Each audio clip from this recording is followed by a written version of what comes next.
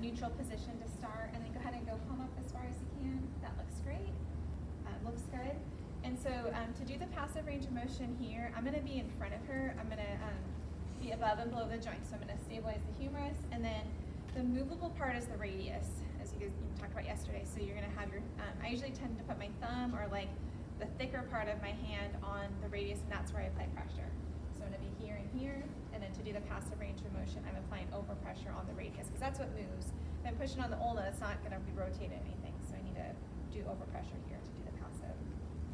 And then, sorry, Oh, go ahead. there was a whiteboard issue because I ran out of room. Oh. So I omitted one question.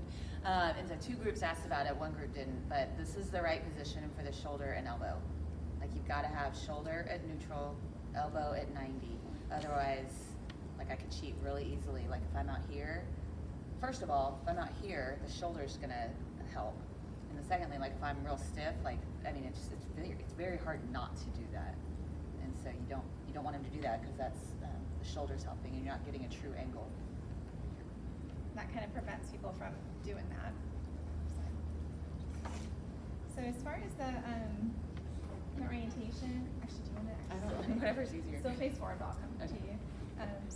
So you can do it a couple different ways, but usually the way that we do it a lot in the clinic, because we're sitting across the table from someone, is have both of the arms facing up. The stationary arm is going to stay aligned with the humerus, so that's kind of where your starting point is. And then the movable arm is going to go on top across the wrist, proximal to the basically the ulnar styloid, but you're just across the wrist because you can't see the ulnar styloid from the front. So she's going to start here. I'm going to just come up a little bit on the wrist on the inside because she's going to be moving out, and then go ahead and go palm up.